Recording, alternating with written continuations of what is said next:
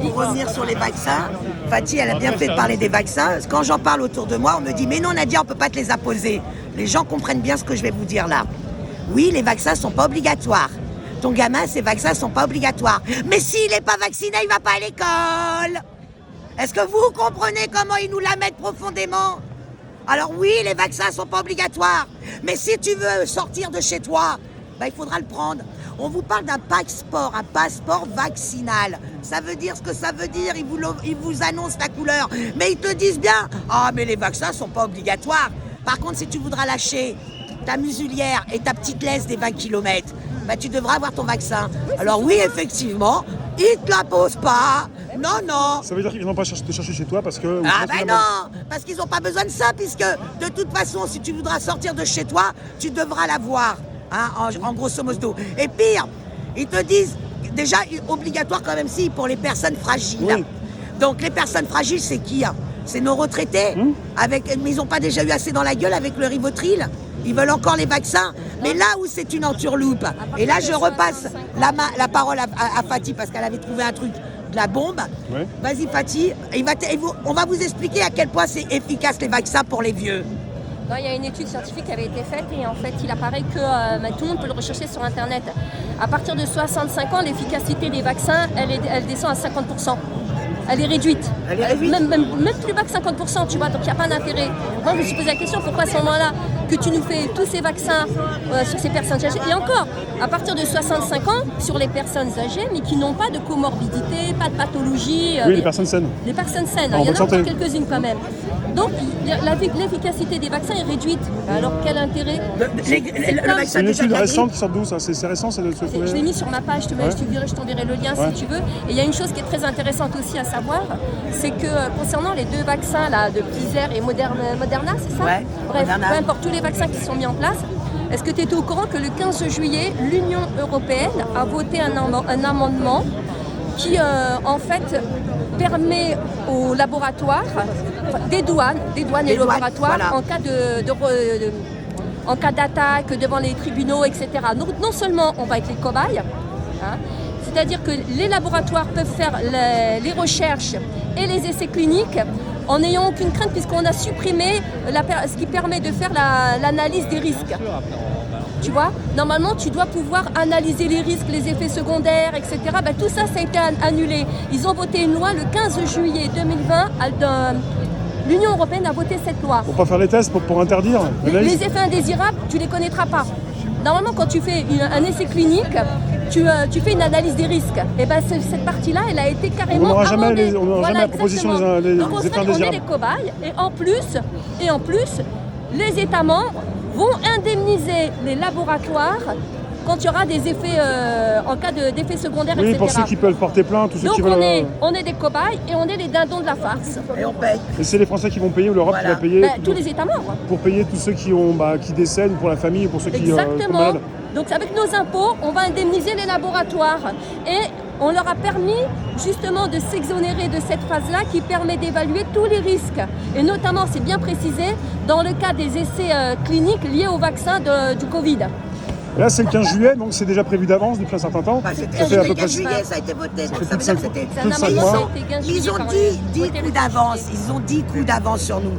Et pour revenir sur les violences policières, ça me fait rire quand les gens, certains qui croient encore à la justice, qui me disent « Mais non, mais Nadia, t'as vu, il y a une commission de l'IJPN. » Bon, on a vu ce que ça a donné avec nos blessés. Elle est où la conclusion? Et pire, quand le flic arrive quand même à aller devant le tribunal, regarde le dernier en date, un commandant de CRS qui, l'année dernière, tout le monde l'a vu sur les réseaux, avait gazé l'handicapé. Il avait d'abord piqué ses lunettes et son masque et avait gazé à bout portant le mec dans le fauteuil roulant. 4 mois avec sursis, un blâme et 1 euro. 1 euro. Nous, on a eu des camarades qui ont été jusqu'à 1 200 € de dédommagement aux flics. Le camarade, 1m70, 40 kg, le petit gamin de 18 ans. Le flic, 1m90, 120 kg. Et lui, il a eu 1 200 €. Oui, mais alors attends, on va rebondir sur ça. Donc c'est ça qui est honteux. Et donc il n'y aura pas de justice, on sait très bien qu'il n'y a pas de justice. Attends, on va rebondir sur ça justement avec l'histoire de Michel. Dans l'histoire de Michel, ce qui lui a ce qui a permis justement de montrer que les policiers avaient menti, c'est la caméra. Mais combien de faux PV depuis des années? Combien, Bah oui. soi-disant, de policiers assermentés dont on ne peut jamais remettre la parole en doute, c'est ce qui se dit dans les tribunaux. Ils le disent au tribunal, ouais. Combien de faux PV, combien de faux en écriture publique, combien de collègues qui ont menti pour couvrir leurs collègues? Tu vois ce que je veux dire?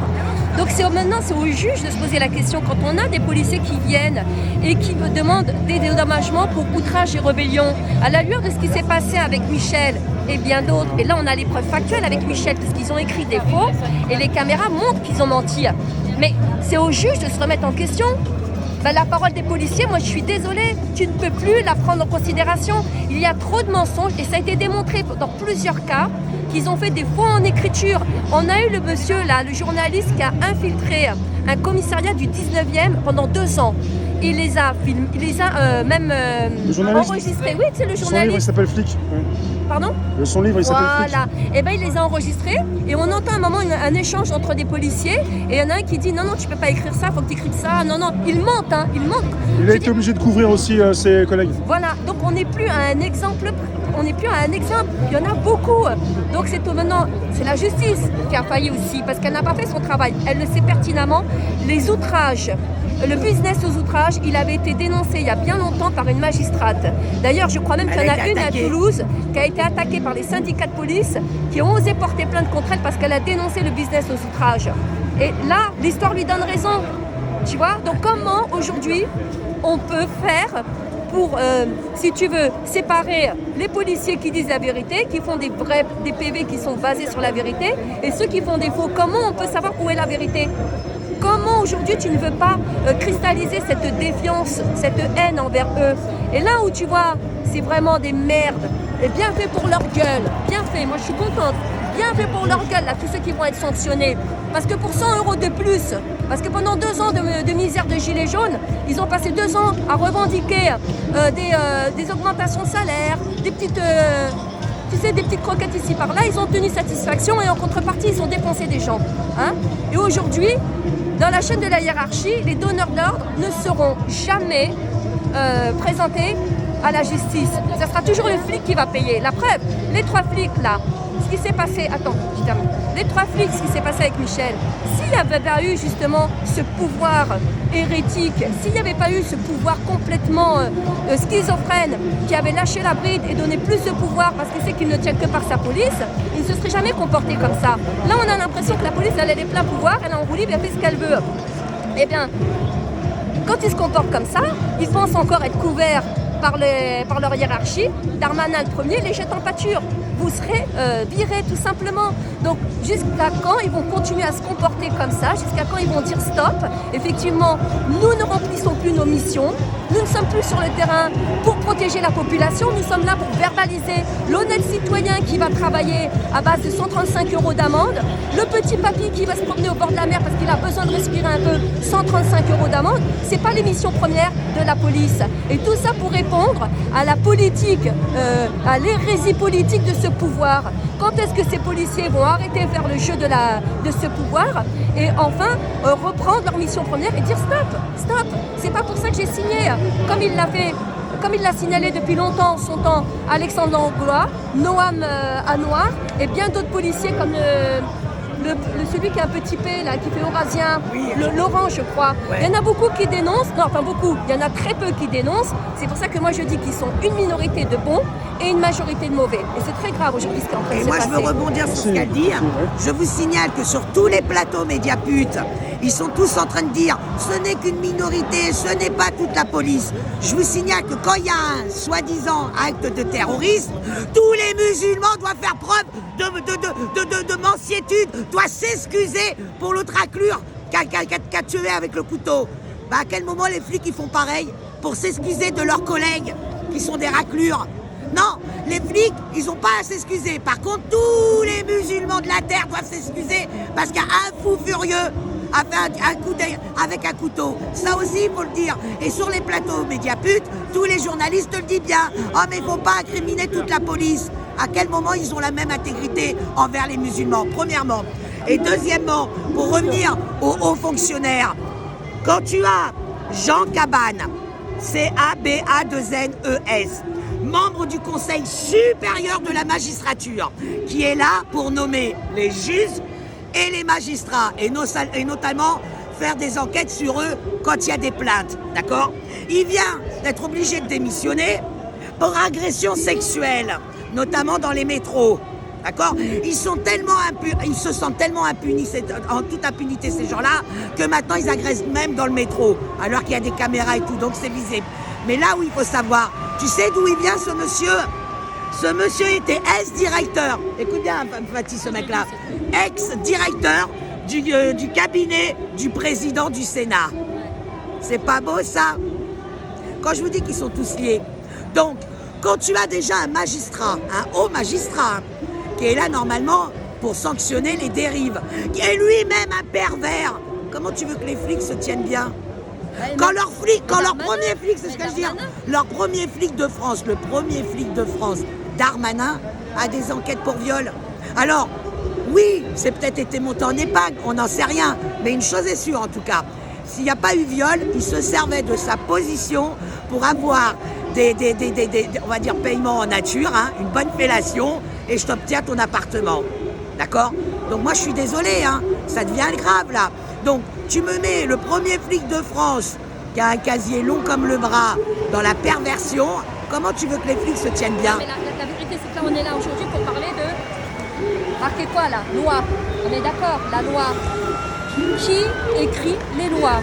C'est encore une petite minorité qui écrit des lois pour se protéger, hein, et pour protéger c'est là qu'est servile, hein, contre le peuple, contre une majorité.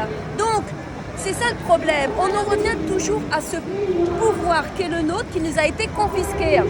Les lois doivent être écrites par le peuple, elles doivent être décidées par le peuple et non pas par une minorité contre les prolos, contre la majorité. C'est tout ce qu'on dénonce depuis 2 ans, hein, c'est pour ça qu'on dit fin de cette République, on va vers la vraie démocratie, parce que ce n'est pas une démocratie. À partir du moment où nous on va voter pour une personne qui a un programme, tu as plusieurs personnes qui se présentent en face de toi avec des programmes. Chacun se met d'accord, toi tu mets ça, toi tu mets ça, etc. Non, c'est pas comme ça. C'est pas ça la démocratie. La démocratie, c'est nous le peuple. Je fais appel à toi, je vais prendre un exemple. J'ai un projet, je fais appel à un prestataire de service. Je fais un appel d'offres, des candidats, venez. Et puis je décide que écoute, je te choisis, mais à condition que tu respectes ça. Si tu ne respectes pas ces conditions, tu es viré. Je te dégage. Et bien c'est pareil. On ne devrait même pas voter en réalité. Dans une démocratie, on ne devrait même pas voter un candidat. On devrait venir avec notre programme et dire voilà notre programme. Est-ce que vous allez vous y conformer, oui ou non? On fait un essai. Si ça marche, c'est bien. Si ça ne marche pas, tu es révoqué. D'accord? C'est pour ça qu'on parle du fameux RIC. Hein? Révocatoire, abrogatoire, législatif et constituant. Donc on en est toujours à discuter des lois, parce que ces lois sont faites par les puissants contre les majorités. Sont faites par une minorité de puissants contre une majorité, c'est-à-dire le peuple. Cette loi n'a pas été décidée par le peuple. Et la preuve en est, c'est que la majorité des Français, un peu partout en France, manifestent contre cette loi. C'est une aberration. Ne me dis pas à moi que c'est une démocratie, ça. C'est fou. Quand est-ce que les gens vont le comprendre?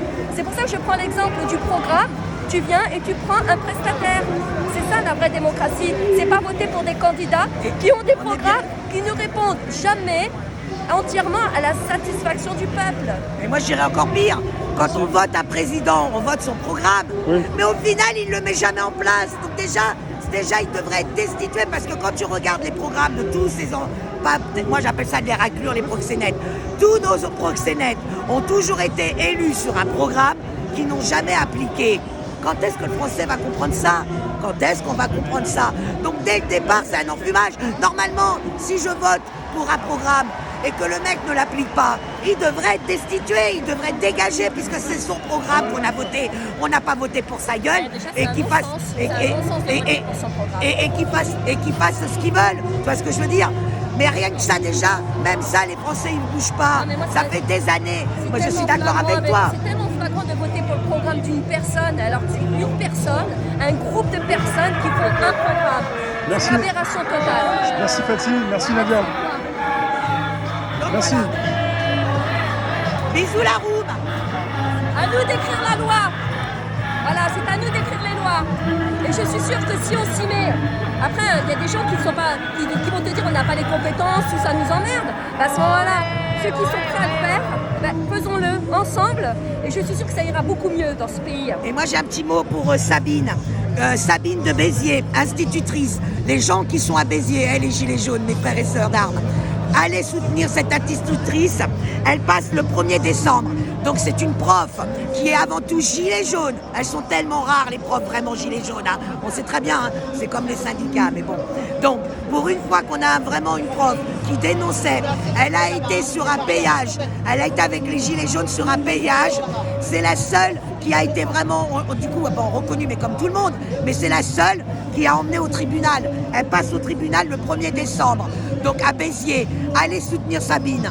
Et Sabine, si tu nous écoutes, une grosse pensée pour toi, big pour toi, un gros bisou, parce que tu vois, tu fais honneur, toi au moins, à ta profession, contrairement aux autres raclures de tes consoeurs et frères qui se sont vendus. Excuse-moi Rémi, tu m'as demandé tout à l'heure, je fais une petite digression. Ouais. Il y a de la merde. Non, mais là, c'est bien, là. Là, c'est bon. Là. Non, mais attends, avance, parce qu'avec le camion, vous ne l'avez pas entendu. Non, là, c'est bon, là, il y a des arbres. Mais avec les camions, tu ne vas pas entendre. Regarde, tout à l'heure, tu m'as posé la question pour cette fameuse loi du 15 juillet. Ah oui, mais ça, c'est Donc, tu vois, moi, je vais te poser la question, qu'est-ce que c'est les vaccins à ARN messager? Parce que moi, je suis néophyte, je ne connais pas, je ne sais pas. Donc, j'ai posé la question et c'est comme ça que j'ai pris connaissance de cette fameuse loi du 15 juillet qui permet justement... Attends, c'est là, voilà. Alors, regarde. L'Europe a adopté en urgence le 15 juillet 2020 le règlement qui a supprimé toutes les procédures de protection, d'analyse du risque, de contrôle, de suivi, d'étiquetage et d'information du public concernant l'utilisation, le transport, la dissémination dans l'environnement, l'injection aux êtres humains d'organismes et de micro-organismes génétiquement modifiés dès qu'il s'agit de recherche ou d'essais cliniques sur un vaccin ou un médicament contre la Covid. Voilà. Donc en fait, on a supprimé l'analyse des risques liés à un vaccin. Et ça, c'est grave. Ça, c'est très grave. Donc voilà, c'était l'information. Tu me demandais la source. Donc si les gens, ça les intéresse, vous tapez les vaccins à ARN messager sans X et c'est sur Agoravox, les médias citoyens. Merci. Voilà, merci. Bonne journée. pour qu'ils se réfugient